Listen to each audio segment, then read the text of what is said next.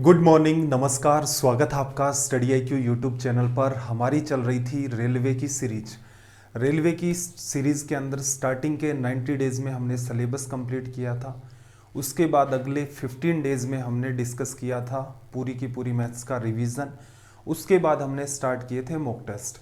तो आज हमारा डे 115 है इस रेलवे की सीरीज का, और आज हम डिस्कस करेंगे मॉक टेस्ट नंबर 10। रेलवे की जैसे हम लोग बात करें, जैसे अभी भी पेपर आ रहे हैं, उनके कंपैरिजन में अपने मॉक टेस्ट का लेवल काफ़ी ज़्यादा हाई रहता है। कैलकुलेटिव नेचर के सवाल भी हम लोग यहाँ पर डिस्कस करते हैं, प्लस ऐसे सवाल भी डिस्कस करते हैं जिनके अंदर कॉन्सेप्ट का लेवल थोड़ा बेहतर रहता है। तो आप इन मॉक टेस्ट को थोड़ा ध्यान से देखा करें, प्लस जो जो नई बात आप सीखते हैं, चाहे कैलकुलेशन के पर्सपेक्टिव में हो वो बात, चाहे वो कॉन्सेप्ट के पर्सपेक्टिव में वो बात हो, आप उनको अलग से नोट किया करें और अपने नोट्स में शामिल करें। सेशन स्टार्ट करने से पहले ज़रूरी बात, ये आपको दिख रहा है टेलीग्राम पर जाएं, सर्च करें वासु स्टडी आई क्यू। ये अपना टेलीग्राम का चैनल है। क्लासेस की पीडीएफ और क्लासेस की लिंक, साथ ही में जो एग्ज़ाम्स के नोटिफिकेशन आते हैं और वैकेंसीज आती हैं, वो सारा का सारा आपको यहाँ पर मिल जाता है। नीचे वाला पार्ट अपना डाउट ग्रुप है, यहाँ आप एग्ज़ाम रिलेटेड अपने डाउट्स पूछ सकते हैं। तो चलिए फिर सेशन स्टार्ट करते हैं एक बेहतरीन सवाल के साथ। सर्ट्स एंड इंडिसेस का आपका ये सवाल है। सवाल को मैं थोड़ा जूम कर देता हूँ, ऑब्जर्व करना ज़रा। देखो, इस सवाल को हमें थोड़ा डिटेल में समझना है, तो पहले तो आप इसको रीड कर लें, उसके बाद मैं आपको ये एक्सप्लेन कर देता हूँ। यहाँ देखो, एक पर्टिकुलर वैल्यू दे रखी है, फिर कहा है के की वैल्यू क्या होगी। तो जाहिर सी बात है, आप के की जब वैल्यू लिखेंगे तो क्या लिखेंगे, के इक्वल्स टू में इस साइड में आपके पास -12 है, इसके डिवीजन में आप लेफ्ट वाली बात को भेजेंगे तो ये बात कुछ इस हिसाब से जाएगी, √2 प्लस √5 माइनस का √3। क्लियर है? लेकिन आपका जो आंसर बन रहा है वो इस फॉर्मेट में नहीं दिया गया है। इसका मतलब क्या करेंगे, इसका मतलब ये है कि नीचे उसने कोई बात ही नहीं छोड़ रखी है, तो इसका हमें रेशनलाइजेशन या फिर परिमेयकरण करना पड़ेगा। रेशनलाइजेशन करने के लिए सबसे ज़रूरी बात है, थोड़ा सा आप दिमाग लगाएं सबसे पहले ऑप्शंस पर कि भाई किस टर्म को रेशनलाइज करें। ऐसा भी हो सकता था कि √2 और माइनस का √3 एक साइड रखते, √5 आप इधर रख लेते, उसके बाद इसी के अंदर माइनस वाली टर्म इन्वॉल्व करके आप रेशनलाइज कर देते। कहने का मतलब 2 टर्म होती हैं, उनमें तो कोई तनाव नहीं होता है, लेकिन 3 टर्म के अंदर आपको ध्यान रखना है पेयर कैसे बनाओगे। इन दोनों का एक पेयर बना लिया, इसके साथ जैसे इसको मैंने पूरे को क्या मान लिया, ध्यान से समझना इस सवाल को, इंपॉर्टेंट है ये। सॉल्यूशन ही नहीं सीखना हमें, भविष्य में कोई और सवाल आ जाए उसमें हम लोग ना फंस जाएं, इस वजह से आपको सारी बातें सीखनी है। इस पार्ट को मैं ए मान लेता हूं, इसको बी मान लेता हूं, बीच का साइन माइनस है। एक तरीका मेरा क्या है, a प्लस बी का ऊपर नीचे मल्टीप्लाई कर दूं तो ऊपर की टर्म में सारे के सारे ये प्लस के साइन के साथ आ जाएंगे। एक तरीका था सोचने को। आप ये भी सोच सकते हैं कि भाई मैं तो इस वाले पार्ट को a मानूंगा, मान लिया, और इस वाले पार्ट को आप पूरे को क्या मानेंगे, b। एक ये भी संभावना हो सकती थी। रीजन ये है कि देखो, कोई सवाल आ गए, जैसे एसएससी सीजीएल ने इस टाइप के सवालों को अभी रिसेंट के 2-3 सालों के अंदर काफ़ी बार रिपीट कर दिया है। वो लोग इनको प्रीलिम्स में भी पूछ लेते हैं, वो लोग मेंस में भी लगातार पूछ लेते हैं, लेकिन उनका पूछने का एक वही रटा रटा ऐसा डर रहा है। भविष्य के अंदर क्या हो सकता है, ये संभावनाएं आपको तलाशनी है। तो मैं आपको वही सिखाने का प्रयास कर रहा हूँ कि हमेशा वो सेट करके नहीं देगा, कभी ना कभी तो एग्जामिनर का ध्यान जाएगा कि अच्छा इसको ऐसे चेंज करके इस वे में स्टूडेंट के सामने रख देंगे, तो जो रटने वाले बच्चे हैं वो तुरंत के तुरंत फंस जाएंगे। फंसेंगे नहीं तो क्या होगा, सवाल काफ़ी कैलकुलेटिव चला जाएगा। तो एक पार्ट में आप इसको a मानेंगे, इसको b मानेंगे, ये प्लस का साइन है, अगली टर्म में माइनस का साइन लगाओगे तो क्या आएगा, √2 माइनस लगेगा इन दोनों के, तो माइनस का √5 और ये प्लस का √3। इस टाइप से भी हो सकता है। एक टर्म ये भी बन सकती है कि आप इन दोनों की पेयरिंग कर दें, a इसको मान ले और b आप इसको मान लें। क्लियर है? तो मेरे ख्याल से आपको मोटा मोटी ये बात समझ में आ गई होगी कि मैं आपसे क्या कहना चाह रहा हूँ।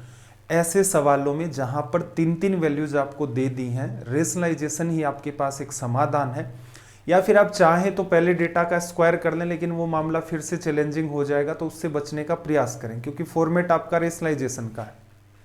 क्या कर लो भाई, ऑप्शन देखे तो आपने क्या देखा, under root 2, under root 5, under root 3, तीन ऑप्शन बी सी और डी के अंदर तो सीधे सीधे प्लस बन रहा है। एक ऑप्शन में ये जो बात है एज इट इज ऐसी की ऐसी है। अब आप ये जानते हैं कि भाई ये बात एज इट इज ऊपर तो नहीं आ सकती, रेशनलाइजेशन करेंगे तो प्लस माइनस का तो चेंज होगा ही होगा।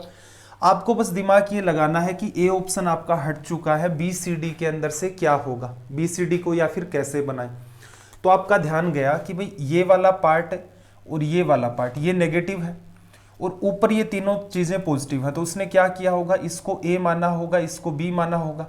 ये टर्म आपकी a माइनस बी की है, इसको ऊपर नीचे किससे गुणा किया होगा, a प्लस बी से, a प्लस बी से। ठीक है, a प्लस बी से जब आपने मल्टीप्लाई किया होगा तो ये माइनस का 12 √2 प्लस √5 प्लस का √3 लिखा जा सकता है। ये वाली तो हो गई सोल्व। अब a इसको मानोगे, a माइनस बी को a प्लस बी से गुणा करोगे तो क्या होगा, a square minus b square. थोड़ा सा दिमाग लगाना, इस पूरे का स्क्वायर माइनस इसका स्क्वायर, पूरे का स्क्वायर करोगे तो ये अलग से x प्लस वाई का होल स्क्वायर की तरह बिहेव करेगा। 2 + 5 7, फिर 2 गुणा में अंडर रूट 2 अंडर रूट 5 ये आ जाएगा। इधर से क्या आएगा, माइनस का 3, 7 में से 3 चला गया, क्या बचा 4, और माइनस क्या लिखोगे 2 रूट आप यहां पर मेंटेन करोगे 10 लिखा जा सकता है। चलो भाई ये वाली बात भी हमने यहां पर रख दी। अब क्या करो इसको, अब एक पैटर्न पकड़ में आ गया, इसका मतलब एक बार इसका और रेशनलाइजेशन करो। रेशनलाइजेशन करोगे तो मल्टीप्लाई किससे कर दें हम लोग, इसको 2 तो कॉमन आ रहा है, 2 कॉमन ले लो, यहाँ 2 बचेगा, इससे काट लिया 6, 2 माइनस √10, ऊपर नीचे मल्टीप्लाई किसका करोगे 2 प्लस √10 का, यहाँ भी 2 प्लस √10 का। ये जब आपका पार्ट सोल्व होगा तो देखना 2 माइनस √10, 2 प्लस √10, नीचे क्या बनेगा 4 माइनस अंडर रूट हट जाएगा तो 10, माइनस का 6, माइनस का 6 इस पूरे के पूरे पार्ट से कैंसिल आउट हो गया। तो इसका मतलब जो बात आपको यहाँ पर दिख रही है सीधे सीधे वही आपका क्या हो गया, रिजल्ट। अब देखना जरा इसमें ऐसा कोई ऑप्शन क्यों नहीं दिख रहा हमें, फिर 1 मिनट कहीं गड़बड़ तो नहीं कर दी हमने। 5 और 2 7, 7 में से 3 चला गया, यहाँ पर 4 और 1 मिनट, ये नेगेटिव नहीं था भाई, ये तो पॉजिटिव ही था ना। इसका स्क्वायर प्लस का 2ab, ये प्लस का साइन इसे मल्टीप्लाई किससे करोगे, ऊपर नीचे माइनस से। ठीक है, बाकी में कोई समस्या नहीं है। ऑप्शन कौन सा बना फिर, ये टर्म पूरी की पॉजिटिव, 2 माइनस √10 का मल्टीप्लाई, तो यहां से रिजल्ट हमारा क्या निकल के आ गया, ऑप्शन सी। थोड़ा सा अगर आप सीधे सीधे दिमाग लगा सकते हैं तो मेरे ख्याल से पहली स्टेप ऐसी नहीं थी जिसमें आपको दिमाग लगाना था। भविष्य में हर बात इसलिए समझा करें, पहले सवाल के अंदर देखो, एक तो जल्दबाजी कई बच्चों को ये रहती है कि 5-10 मिनट के टाइम के अंदर टीचर कई सारे सवाल करवा दें। तो देखो ऐसा रिवीजन के अंदर हमने किया था, वही चीज़ें पढ़ी थी उनको रिपीट करना था, 1-1 घंटे में 50-50 सवाल भी डिस्कस किए थे। सवाल ये भी इसी ढर्रे से सोल्व होता है, लेकिन उसकी सारी डायमेंशंस जब तक हम लोग डिस्कस नहीं करेंगे तब तक हमारी बात नहीं बनेगी। ठीक है, तो इस बात का भी थोड़ा सा आप ध्यान रखा करें। चलिए भाई क्वेश्चन नंबर 2 की तरफ मूव करते हैं। सवाल नंबर हमारा 2, लैंग्वेज को रीड करना, क्या कहा 2 नंबर में देखो, फिर से मैं लिख लेता हूं, ध्यान से समझना ये वाले सवाल कैसे सोल्व होते हैं। हालांकि इजी कैटेगरी के होते हैं, दिखने में इनका नेचर कैलकुलेटिव होता है, थोड़ा सा अगर आप दिमाग लगा लें तो मामला बड़ा ही आसान होता है। ये डेटा आपको दे रखा है और कहा है कि x की वैल्यू क्या है आपकी 0 से बड़ी, और इसके इक्वल में उसने क्या दे रखा है, पूरे के x। आपको जस्ट पूरा का पूरा मामला सिंप्लीफाई करके बताना है। डील करने की अप्रोच ये है कि इसका अगर आप आंसर देखोगे चारों के चारों ऑप्शन में तो रिजल्ट क्या निकल के आ रहा है, चारों ऑप्शन के अंदर परफेक्ट वैल्यू 1 2 3 4, ये 4 वैल्यू निकल के आ रही हैं। तो एक कॉमन सेंस लगाओ कि ये सवाल कैसे सोल्व हो सकता है। कॉमन सेंस इतना ही है कि ये अंडर रूट पूरा पूरा हटेगा। ठीक है, इसका मतलब इस अंडर रूट के अंदर जो भी वैल्यू दे रखी है वो पूरी की पूरी स्क्वायर की फॉर्म में क्रिएट होगी। उसका अंडर रूट करोगे तो स्क्वायर से अंडर रूट कटेगा। इस अंडर रूट के अंदर जो वैल्यू क्रिएट होगी अगेन वो a प्लस बी या a माइनस बी का होल स्क्वायर क्रिएट होगा, अंडर रूट से वो स्क्वायर कटेगा। इस वैल्यू के साथ अटैच होकर के यहाँ जो वैल्यू सिंप्लीफाई की है वो बनेगी और उसका भी अंडर रूट लगा हुआ है, इसका मतलब वो भी a प्लस बी या a माइनस बी का होल स्क्वायर बनेगा, जिसकी वजह से अंडर रूट आपका कैंसिल आउट होगा और आपके सामने एक परफेक्ट रिजल्ट निकल के आ गया। तरीका तो ये है। अब थोड़ा सा और दिमाग लगा ले भाई, यहां अंडर रूट लगा हुआ है और प्लस का साइन है, तो जायज सी बात है मान के ही चलो कि ये a प्लस बी का होल स्क्वायर है। क्लियर है? आपको जस्ट इसे जस्टिफाई करना है कि ये कैसे बनेगा। अब a प्लस बी का होल स्क्वायर क्या होगा भाई, a स्क्वायर होगा, b स्क्वायर होगा, ट्वाइस ऑफ a इंटू में b लिखा जाएगा। आप एक छोटा सा कॉमन सेंस लगाना यहां पर कि अगर इसके या इसके या तो इसके या फिर दोनों के साथ भी अगर अंडर रूट है और जब आप स्क्वायर करेंगे तो ये पर्टिकुलर परफेक्ट वैल्यू बनेगी, ये भी एक पर्टिकुलर परफेक्ट वैल्यू बनेगी। दोनों को ऐड करना भी संभव है। ऐसा तो होगा नहीं कि जैसे a की वैल्यू अंडर रूट 2 है, b की वैल्यू अंडर रूट 3 है और स्क्वायर कर दिया उसके बाद जोड़ नहीं पा रहे, ऐसा भी कोई सिनेरियो नहीं क्रिएट होगा। तो इसका मतलब ये तय है कि यहां जो टर्म क्रिएट होती है a square plus b square, उन दोनों को आप ऐड कर सकते हो और वो ऐड करके एक परफेक्ट वैल्यू बनेगी जो क्या आपकी 7। ठीक है, अगली term twice of a into b की है, तो 2 तो इसमें से आप साइड में कर दो। इसके बाद आपके पास क्या बचा, 2 इंटू में रूट 3। या तो आप इसी पर दिमाग लगा लो कि भाई अगर a की वैल्यू 2 है तो 2 का स्क्वायर बनेगा 4, ये अंडर रूट 3 है, अंडर रूट 3 का स्क्वायर क्या बनेगा 3, 4 और 3 7, जस्टिफाई हो गया। तो इसका मतलब अंदर जो वैल्यू लिखी हुई है वो क्या है, 2 प्लस रूट 3 का होल स्क्वायर, और इसका ये क्या करना चाह रहा है, अंडर रूट। तो इसका मतलब ये स्क्वायर वाली टर्म अंडर रूट के साथ कैंसिल आउट हो जाएगी।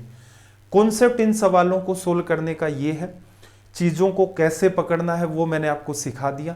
एक बार अगर आपके ये बात पकड़ में आ गई तो हो सकता है देखो कुछ पार्ट आपको लिखना पड़े, लेकिन इनिशियल लेवल की जो स्टेप्स हैं उसे आप देख करके भी अवॉइड कर सकते हैं कि वहां लिखा हुआ था under root 7 plus 4 root 3, 4 root 3 को 2ab में ब्रेक करो, 2 गुणा में अंडर रूट 3, 2 का स्क्वायर 4, अंडर रूट 3 का स्क्वायर 3, 7 जस्टिफाई हो गया। इसका मतलब आपने सवाल को देखा और तुरंत से इस बात को आपने लिख दिया स्क्रीन पर देख करके कि इसका जो समाधान है वो क्या होगा, 2 प्लस रूट 3 लिखा जा सकता है। इतनी बात आप सीधे सीधे उतार सकते हैं स्क्रीन पर देखने के बाद। अब थोड़ा सा कंफ्यूजन ना हो इसलिए लिख लेते हैं चीजों को। और यहां देखना अंडर रूट के अंदर वैल्यू है आपके पास क्या क्या बनेगी, देखो 8 गुना 2 16 और 3 19, तो ये बन गया। ठीक है, 8 रूट में 3 आएगा तो 2ab की टर्म तो ये होगी ही होगी, 2 गुना में 4 गुना में अंडर रूट 3 लिख लो। अब ये क्या बनाना आपको, a प्लस बी का होल स्क्वायर। तो देखना अगर मैं इसे a मान लूं और इसे b मान लूं, ऐसा नहीं है कि हमेशा ही ऐसे करके देगा वो कि 4 का स्क्वायर प्लस अंडर रूट 3 का स्क्वायर, 16 और 3 19, जस्टिफाई हो रहा है। कई बार ऐसा भी सिनेरियो क्रिएट हो सकता है कि 2 हो गया, इधर सिर्फ 2 बचा है, इधर b की जगह 2 रूट 3 आ गया। कैसे, जैसे एक बार और देख ले, अगर ये ऐसे होता 2 इंटू में 2 रूट 3, ये फॉर्मेट भी हो सकता था। 2 का स्क्वायर करोगे 4 आएगा, इसका स्क्वायर करोगे 12 आएगा, तो इसका मतलब अगला क्या करता, यहां पर 16 रख देता। तो ये भी रट्टा नहीं मारना इस चीज का कि सर वो जो ब्रेक होगा 2 को साइड में करने के बाद जितना भी मटेरियल ब्रेक होगा वो सीधे सीधे लिख देंगे, नहीं। एग्जामिनर चाहे, जैसे आप यूपीएससी के पेपर ऑब्जर्व करना, यूपीएससी जितने भी एग्जाम्स कंडक्ट करवाती है उनके अंदर छोटे छोटे सवाल जो होते हैं जिनका कॉन्सेप्ट बेसिक होता है, यूपीएससी क्या उन्हीं क्वेश्चंस के अंदर स्टूडेंट को फंसा लेती है। इसीलिए क्या होता है, सीडीएस में आप शायद नहीं सुनते होंगे कि 100% किसी बच्चे ने स्कोर कर दिया है। रीजन उसका यही होता है कि वो थोड़े चैलेंजिंग टाइप के सवाल बनाते हैं। ऐसा नहीं है कि बच्चे के सामने बहुत सारी कैलकुलेशन रख दी, नहीं, कॉन्सेप्ट ज्यादा रखते हैं। एसएससी हो गई, रेलवे में तो खैर इतने लेवल के कॉन्सेप्ट भी नहीं आते, इस हाई फाई लेवल की कैलकुलेशन भी नहीं आती। बैंक अपनी कैलकुलेशन के लिए फेमस है, एसएससी में कैलकुलेशन भी आ रही है आजकल, कॉन्सेप्ट भी आ रहे हैं, लेकिन कॉन्सेप्ट उस लेवल के नहीं है जिस लेवल की सीडीएस पूछता है। ठीक है, तो इस बात का भी ध्यान रखना कि हमेशा ये जो पेयरिंग है इसी वे में नहीं होगी। चलो, अब आपको ये बात समझ में आ गई कि यहां पर जो मामला है वो एक्चुअल में क्या है, 4 प्लस अंडर रूट 3 का होल स्क्वायर करोगे तो पूरा का पूरा मामला क्या सोल्व होगा, ये अंडर रूट 3 यहां पर बनेगा 4 प्लस रूट 3 का होल स्क्वायर, और वो वाली बात होल स्क्वायर अंडर रूट से कट गया, ये बात बाहर लिखी जाएगी। इसको इससे कैंसिल आउट कर दोगे, अंडर रूट 4 की वैल्यू कितनी आ गई, 2 इक्वल्स टू में आपका रिजल्ट क्या हो गया, x। अगर आपने ठीक दिमाग लगा करके 5 से 7 सवाल ऐसे सोल्व कर लिए, मेरे हिसाब से ये वाली जो स्टेप है या फिर ये वाली स्टेप है, यहां से आप अपने क्वेश्चन के आंसर की स्टार्टिंग कर सकते हैं। वो जो वैल्यू आपको दिख रही है 7 + 4√3, अगर आप हर डायमेंशन के अंदर पढ़ाई लिखाई करते हैं तो वो इतनी बार रिपीट होती है, कई बच्चे तो उसको देखते ही बता देते हैं कि ये तो 2 + √3 है। क्लियर है? अंडर रूट में जो आपको 7 + 4√3 दिख रहा है वो इतनी बार रिपीट हुई वैल्यू है कि आप देखते ही तुरंत कह दोगे ये तो 2 + √3 का रिजल्ट है। क्लियर है भाई बात? चलो अगले सवाल पर आते हैं। सवाल आसान होंगे, स्पीड बढ़ा लेंगे, आपको तनाव नहीं लेना है। आपका काम इतना ही है, आपको एक जिम्मेदारी सौंपी गई है कि इनको डेडिकेशन के साथ देखें, जो कुछ भी आपको सीखने को मिल रहा है उसको बेहतर तरीके से सीखें। चलिए भाई, क्या कहा इसने? किसी आर्टिकल को 123 ठीक है, किसी आर्टिकल को 123.40 में बेचने पर प्राप्त लाभ इसे 108 में बेचने से होने वाली हानि की राशि से 20% ज्यादा है। यदि वस्तु को 120.75 में बेचा जाए तो लाभ प्रतिशत। देखो सिनेरियो क्या है असल में, एक बार वो बेचता है इसको 123.40 में, ठीक है। इस केस में इसे क्या होता है? प्रॉफिट होता है। फिर एक बार वो सेल आउट कर देता है इसे कितने में? 108 रुपए में। इस केस में क्या होता है? लॉस। यहां से एक छोटी सी बात समझ में आती है, एक बार बेच रहा है लॉस है, एक बार बेच रहा है प्रॉफिट। इसका मतलब इन दोनों वैल्यूज के बीच में कहीं आपका जस्टिफाई कर रहा होगा कॉस्ट प्राइस। यहां मैं मान लेता हूं सीपी, एक बार उसे प्रॉफिट हुआ, एक बार उसे लॉस हुआ। अब देखना जरा इसने क्या कहा कि 108 में बेचने से होने वाली हानि की राशि से 20% अधिक है। इस केस में जितना भी प्रॉफिट हो रहा है वो इस केस में जितना लॉस हो रहा है उसके कंपैरिजन में 20% ज्यादा है, प्रॉफिट ज्यादा है। और 20% की वैल्यू आप क्या लिख सकते हैं भाई? 1/5। तो हम ये कह सकते हैं अगर यहां पर 5 का लॉस हो रहा है तो यहां पर 20% ज्यादा मतलब 6 का प्रॉफिट होगा। अब कंफ्यूजन हो रहा है अगर, तो बेटर क्या रहेगा? XX इन्वॉल्व कर दो। अब देखना जरा, 108 में 5x जोड़ दोगे तो CP आ जाएगा, CP में 6x जोड़ दोगे ये वैल्यू आ जाएगी।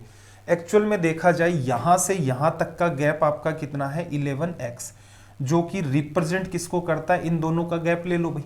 108 में आपने जोड़ा कितना? 15, 15.4 आ गया। x की वैल्यू निकालोगे तो कितनी आएगी? 1.4, ठीक है। अब क्या करें? 120.75 में प्रॉफिट मतलब सीपी की नीड होगी। x की वैल्यू 1.4 आ गई, यहां रख देता हूं। 1.4 को 5 से किया तो ये एक्चुअल में वैल्यू कितनी आ गई आपकी? 7। इसका मतलब 108 में लॉस हो रहा था, 7 रुपए बढ़ा दोगे 115 रुपए क्या आ गई हमारी? सीपी। अब क्या कह रहा है? हम इसे बेचना चाहते हैं 120.75 में। कितने का प्रॉफिट भाई? 5.75 का। परसेंटेज में मेंटेन करना है, मल्टीप्लाई बाई 100। ये इसको खत्म कर देगा। 115 इससे कटते हुए दिख रहा होगा मेरे ख्याल से, 5 बार साफ साफ कट गया। तो ये रिजल्ट क्या देगा आपको? 5% का यहाँ पर क्या होगा? इस केस में प्रॉफिट हो जाएगा, ठीक है। कैलकुलेशन की कोई मिस्टेक मुझे नहीं लग रही है पर्सनली। देखो अगला सवाल देखना भाई, क्या कहा इसने अगले सवाल में।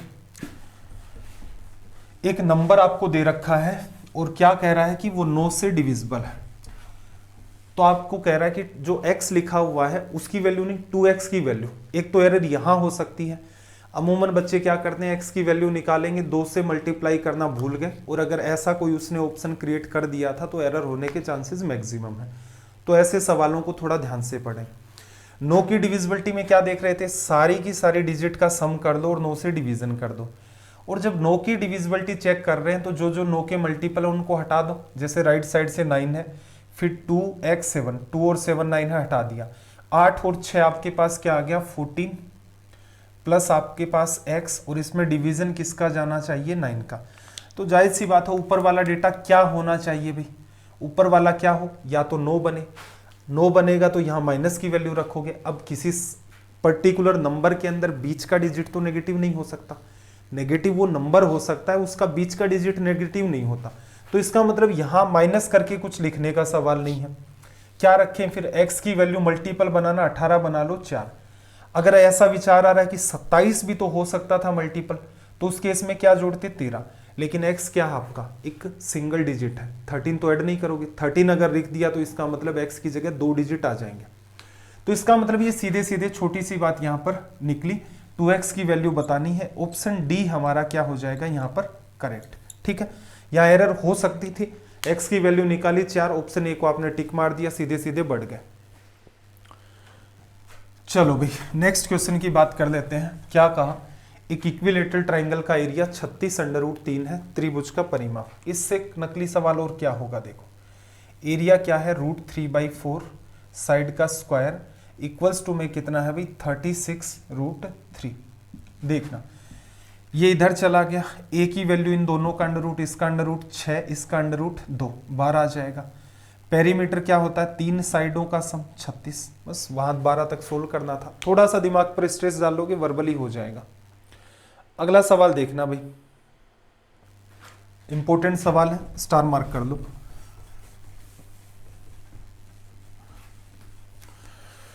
देखो इसने क्या कहा, थोड़ा सा डिटेल में मैं आपको बात समझा देता हूं, और क्या कॉन्सेप्ट हमने पढ़ा था वो भी थोड़ा सा एक्सप्लेन कर देता हूं।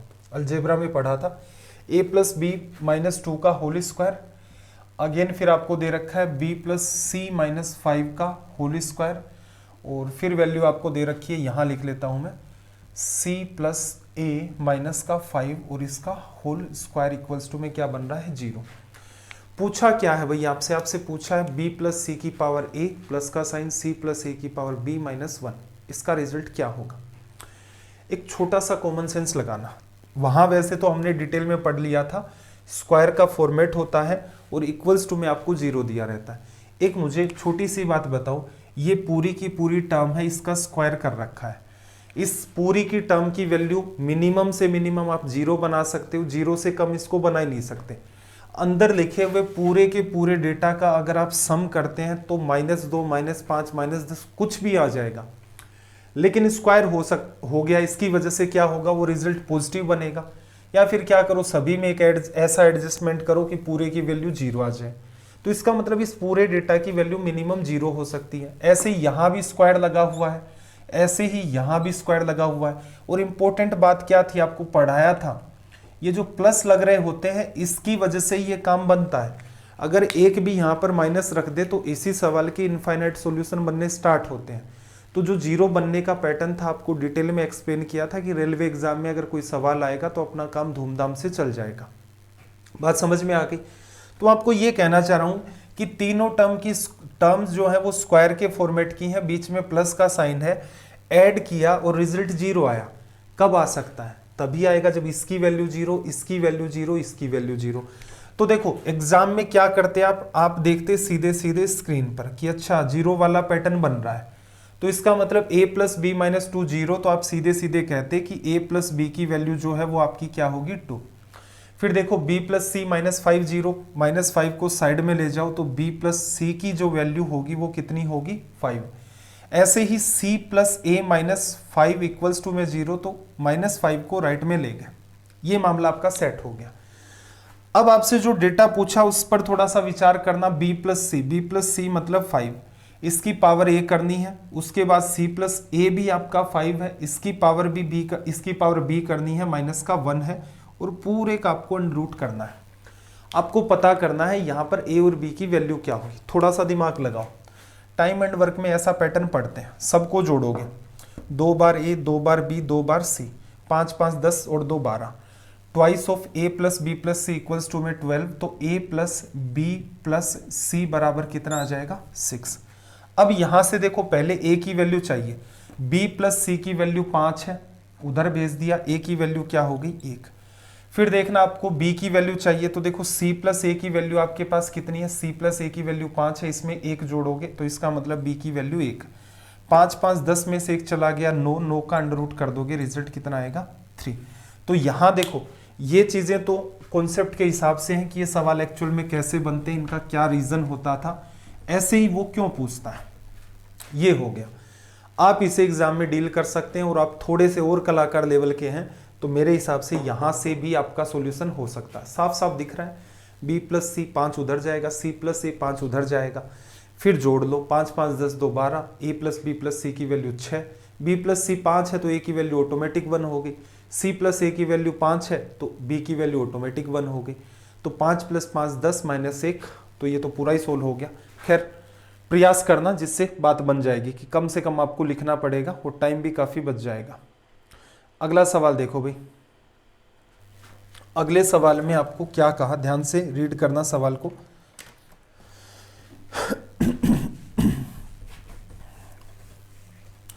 देखो नेक्स्ट क्वेश्चन में आपसे इसने एक बात कही कि एक डिलीवरी बॉय कोई वस्तु डिलीवरी करने सुबह 10 बजे अपने कार्यालय से चला। उसने अपना स्कूटर 32 किलोमीटर पर आवर की चाल से चलाया। उसने वस्तु देकर भुगतान लेने के लिए 15 मिनट का वेट किया या प्रतीक्षा की। भुगतान के बाद स्पीड कितनी है उसकी, 24 किलोमीटर पर आवर से यात्रा करके 11:25 बजे अपने कार्यालय पहुंच गया। लड़के द्वारा तय की गई दूरी याद करें। बड़ा ही मजेदार सा कॉन्सेप्ट था। डिस्टेंस क्या होती है, स्पीड इनटू में टाइम। यहां क्या लॉजिक काम में ले रहे थे, स्पीड एवरेज इनटू में टाइम। इस सवाल को सोल्व करने की ये सबसे बेस्ट अप्रोच है।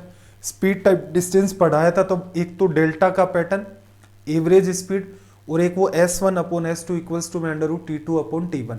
ये तीन मेरे ख्याल से आपको बातें ध्यान रखनी थी, और इनमें जो पहली दो बातें थी वो अच्छे तरीके से आपको यूज करनी आनी चाहिए, क्योंकि तीसरे पैटर्न पर तो सिर्फ एक सवाल बनता है। एवरेज स्पीड निकाले, ट्वाइस ऑफ, जाते टाइम 32, आते टाइम 24, 32 और 24 कितना हो गया भाई आपका 56, एडिशन कर दिया। स्पीड एवरेज आ गई। उसने ट्रेवल कितने टाइम किया, तो देखो 11 बजे से गया वो, और 10 बजे ऑफिस से निकला, फिर घूम फिर करके 11:25 पर आ गया। टाइम कितना लगा भाई, देखोगे गौर से 60, 70, 80, 85 मिनट, लेकिन 15 मिनट वो चल नहीं रहा था, रुका हुआ था। तो ये क्या होती है, स्पीड एवरेज चलने के लिए होती है आपकी। असल में डिस्टेंस कब होगी, स्पीड इनटू टाइम। जब रुका ही हुआ है तो काय की डिस्टेंस है। चला कितनी देर, 85 मिनट्स में से 15 मिनट रुका हुआ था, तो चला 70 मिनट। 70 मिनट को आर में बदलोगे, 70/60, 7/6 आ जाएगा। तो ये क्या निकल रहा है असल में, स्पीड एवरेज इनटू में टाइम। और टोटल डिस्टेंस पूछ रहा है, ऐसा नहीं पूछ रहा है कि ऑफिस से जहां वो डिलीवरी करने गया था वहां तक की डिस्टेंस, नहीं, ऑफिस से डिलीवरी का जो डेस्टिनेशन है वहां से वापस ऑफिस। तो सीधे सीधे ही सोल्व हो जाएगा। 7 से काटा 8 बार, 8 से काटा 3 बार, 3 2 आपका 6, और 32 आपका आ गया रिजल्ट। 32 किलोमीटर दूरी उसने टोटल चली है। चलो भाई अगला सवाल देखना। नेक्स्ट क्वेश्चन में आपसे इसने क्या कहा, इसने कहा कि 42 सेंटीमीटर व्यास वाले ठोस शीशे के गोले से 3 सेंटीमीटर व्यास वाली ऐसी कुल कितनी शीशे की गोलियां बनाई जा सकती हैं। देखो बड़े का वॉल्यूम बराबर n इंटू छोटे गोले का वॉल्यूम। 4/3 पाई कट जाएगा, लिखने की नीड नहीं है। पहले की रेडियस कितनी है भाई 21, इसका क्यूब लिखोगे। राइट साइड में n इंटू में छोटे वाले का क्यूब लिखोगे। रेडियस लिखनी है, या तो आप दोनों तरफ क्या करो, डायमीटर लिख लो, 42 लिख लो, यहां पर आप क्या लिख लो, 3 लिख लो, या फिर क्या करो इधर 21 करोगे तो 3/2। अब ये क्यूब में है तो सीधे सीधे काट सकते हो, ये 7 आएगा, ये 2 इधर मल्टीप्लाई होगा 14, ये सारा मामला हट गया। 14 का क्यूब आपको लिखना है। 14 का स्क्वायर कितना होता है भाई 196, इंटू में क्या करोगे 14 बराबर n। थोड़ा सा कॉमन सेंस लगाएं तो एक तरीका तो ये है, यहाँ पर 6 गुणा 4 24 की वजह से यूनिट डिजिट क्या आएगा 4। इसने 2 ऑप्शन में मेंटेन कर रखा है, ठीक है। डिजिट सम, देखो यहां एक चीज और सिखाता हूं आपको, बात को समझना। अगर आप सबसे पहले इस पर यूनिट डिजिट का कॉन्सेप्ट अप्लाई करते हैं, स्टार मार्क किया इसलिए इसका मतलब काम की बात है, और ये ऐसी बात होती है छोटी छोटी कि आगे भविष्य में भी काम आ जाएंगे। एक तरीका ये था कि आपने कोई दिमाग नहीं लगाया, सीधे सीधे 14 गुणा 4 6 84, फिर इसके बाद 14 गुणा में 9 करोगे तो कितना आ जाएगा भाई आपका 126। 126 में 8 जोड़ा, 126 में 8 जोड़ा 134, 13 आ गया, 13 27, ये रिजल्ट आ गया। अब बात को समझना, यूनिट डिजिट से करते तो 6 गुणा में 4 यूनिट डिजिट आता 4। ए और आपका सी ऑप्शन हट गया, 2 यूनिट डिजिट है, तो आपको ये पता चला या तो मेरा बी करेक्ट है या फिर मेरा यहां पर क्या है ऑप्शन डी करेक्ट है, ठीक है। यूनिट डिजिट से क्रॉस हो गए, हम अप्लाई करते हैं फिर डिजिट सम। डिजिट सम में देखो इसने चालाकी कर ली, क्या 27 44, 4 + 4 7 + 2, और नीचे भी क्या 7 + 2 4 + 4। डिजिट सम का लॉजिक ही फेल हो गया। तो ऐसे केसेस में देखो या तो आप क्या करो भाई कॉमन सेंस अप्लाई कर लो, एक तरीका ये है, देखो ये चीज़ें ऐसी हैं कि ये किसी किताब में नहीं लिखी होती। कुछ चीज़ें मैं आपको बताऊंगा, फिर कुछ चीज़ें आप खुद से अप्लाई करेंगे, कुछ अपनी चीज़ें आप इजाद करेंगे, धीरे धीरे इनको प्रैक्टिस में लाएंगे। किसी पर्टिकुलर सवाल पर आप टाइम देंगे, टिपिकल लग रहा है, खुद संभावनाएं ढूंढने का प्रयास करेंगे, क्या ऐसा सा टीचर ने भी बताया था, ऐसा सा मैं दिमाग लगा लेता हूँ तो मेरा काम बन सकता है। ठीक है, वैसे तो आपको मैंने कह रखा है कि 20 तक क्यूब याद रखने। क्यूब जिस बच्चे को याद है वो सीधे सीधे इसको हिट कर सकता था 27 44। लेकिन फिर भी अपना जो चर्चा का विषय है वो ये है कि कैलकुलेशन में फंसते तो रहते हैं हम लोग बीच बीच में। जहां फंसते रहते हैं तो कुछ समाधान सीखे जाए, 2-3 समाधान सीखेंगे। किसी अलग सवाल में कोई अलग टाइप की कैलकुलेशन है, धीरे धीरे आपका भी माइंड उस डायरेक्शन में काम करेगा और मॉक टेस्ट में आप उन चीज़ों को अप्लाई करना स्टार्ट कर देंगे जो आप सेल्फ बेसिस पर देते हैं, और उनकी वजह से आप एग्जाम में अच्छा स्कोर कर ले जाएंगे लिमिटेड नॉलेज से। डिजिट सम का लॉजिक फेल हो गया, या तो आप कॉमन सेंस लगाते कि भाई ये लगभग 200 है और इसको मैं अगर 14 से गुणा करूं तो मेरा रिजल्ट 2800 बनता है, लेकिन डेटा छोटा है तो मेरा रिजल्ट 2800 से छोटा आएगा। यहां एक 2744 है, एक आपका 7244 है। मैं कॉमन सेंस की बात कर रहा हूं। कॉमन सेंस आपने लगाया और आपने हिट मार दिया कि भाई ये तो बहुत बड़ा रिजल्ट हो गया, इतना बड़ा तो आ ही नहीं सकता। कई बार क्या होता है कि हम एग्जैक्ट के चक्कर में पड़ते हैं, इसीलिए मैं आपको सिखाता हूं कि डिजिट सम की वजह से 2 ऑप्शन आपने हटा दिए, सॉरी यूनिट डिजिट की वजह से ए और सी हटा दिया। बी और डी का डेटा देखते ही आपको पता चल गया सेम डिजिट उसने सीक्वेंस चेंज करके यूज कर रखी है। फिर क्या, एक कॉमन सेंस लगा लो, लगभग 200 है, 14 से गुणा करोगे 2800, लेकिन ये 200 से कम था तो इसका मतलब रिजल्ट आपका 2800 से कम आएगा, तो बी पर टिक मार दिया। ठीक है, एक तरीका और भी होता है, देखना जरा, ये इसके मल्टीप्लाई से बन गया, इसका मतलब ये इसके मल्टीप्लाई में क्या है 14। अगर मैं आपसे ये कहना चाहूं कि 196 इंटू 14 है, इसमें क्या 7 का भाग जाएगा, तो आप कहेंगे बिल्कुल। ये देखो बैठा 7 इंटू में 2, 7 से 7 आपका कैंसिल आउट हो जाएगा। आप चाहें तो इसमें 14 का भी भाग ले लें, आप अगर किसी और नंबर के साथ कंफर्ट है उसका भी भाग ले लें। तो यहां तीसरी एक अप्रोच आप चाहें तो रिमाइंडर थ्योरम भी लगा सकते हैं कि भाई जो मेरा डेटा है ये वाला, इसमें मैंने एक सीधा सा दिमाग लगाया कि भाई इसमें 7 का भाग जा सकता है, कितने का भी, इसमें 4 का भी चला जाएगा क्योंकि उसके फैक्टर बैठे हुए हैं, लेकिन एक सीधी सीधी सी संख्या आपको दिख रही है 7 का डिवीजन। 7 का डिवीजन होता है, बी ऑप्शन में आपने चेक किया, 27 में 7 का भाग दिया, 3 बार चला गया, 6 बचा, 64 में आपका 9 बार चला गया, 9 7 63, 1 बचा, और इसका मतलब ये बात तो डिविजिबल थी। डी कोर देखो 7 में 7 का चली गया, 24 में 7 का 3 बार, 34 में जा नहीं रहा, तो इस वजह से ये आपका पार्ट आउट हो गया। तो देखो यहां इस सवाल में हमने इसके थ्रू कितनी चीजों को जाना है। एक सबसे इंपॉर्टेंट पार्ट आपका यूनिट डिजिट। ठीक है, मुद्दा ये होता है कि देखो थोड़ा सा साइकोलॉजी को भी समझा करें। ठीक है, ये नहीं एक रटे रटाए डर्रे पर हम लोग पढ़ाई लिखाई कर रहे हैं। बार बार मैं आपसे बातें करता हूं, तार्किक रहें, रीजनिंग आपकी थोड़ी सी ठीक हो, मतलब थोड़ा ये लगना चाहिए कि पढ़े लिखे इंसान की तरह ये बात कर रहा है।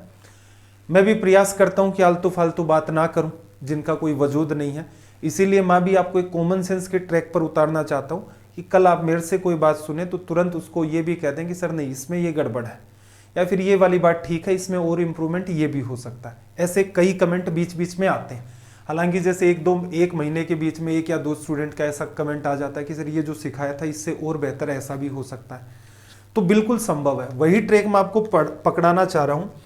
यूनिट डिजिट किसी भी सवाल में चेक करने का सबसे इजी तरीका है, और एग्जामिनर जो होता है सोच के देखें, रेलवे के कितने सारे पेपर बनाने पड़ेंगे इनको, बहुत सारे बनाने पड़ेंगे। एसएससी का ही एग्जाम्पल ले लें, एसएससी आजकल लगभग 25 शिफ्ट के अंदर कंडक्ट होने लग गया। सीजीएल 25 शिफ्ट के अंदर 25 पेपर बनाने हैं। अब इतने वो कहाँ से ढूंढ के लाएंगे, वो सारा का सारा मामला वही कॉपी पेस्ट वाला सा है, इधर उधर से करके वो आपके सामने सवाल रख देंगे। कुछ कैलकुलेटिव बनाने का भी प्रयास करेंगे तो आप अपने हथियार तैयार रखें, जिसकी वजह से आप ये ना सोचें कि एग्जामिनर को एक ही पेपर बनाना है। ऐसा सिर्फ सीडीएस के अंदर हो सकता है कि उनको 1 या 2 ही पेपर बनाने हैं, या 1 ही पेपर बनाना, उसी के बेसिस पर एक साथ एग्जाम ले लेते हैं। क्लियर है? चलो, यूनिट डिजिट सबसे इजी वे होता है चेक करने का। उसके बाद डिजिट सम भी हमारे पास एक सहारा है, रिमाइंडर थ्योरम भी हमारे पास एक सहारा है, और इन सब में सबसे जरूरी है आपका कॉमन सेंस। ठीक है, जब अपनी क्लासेस स्टार्ट हो जाएंगी तो देखो बैंक के लिए भी वैसे तो पढ़ाना है और आजकल नीड हर एग्जाम की हो गई है, अप्रोक्सीमेशन पर भी कुछ क्लासेस लेंगे। ठीक है, क्लासेस को आप आजकल शेयर वेयर तो करते नहीं हो, तो टीचर का भी आजकल क्या थोड़ा सा मोरल डाउन हो जाता है, यार बच्चे बड़े कलाकार हो गए हैं, पढ़ाई ये दो वो दो, बैंक की सीरीज स्टार्ट कर दो, सीजीएल स्टार्ट कर लो, शेयर करने की बारी आती है कोई शेयर नहीं करता, शेयर को तो छोड़ो कमेंट करने की बारी आती है वो भी नहीं करता कोई। ठीक है, चलो खैर जो भी है, 9 नंबर में चलते हैं। क्या कहा, ए बी और सी व्यक्तिगत रूप से 24 दिन 20 दिन 18 दिन में काम कर सकते हैं। एलसीएम ले सकते हो इजी वे में, 24 और 20 का क्या हो जाएगा 120। 120 में अगर मैं डिवीजन करना चाहूं तो किसका होता है, सिर्फ 6 का ही होता है ना।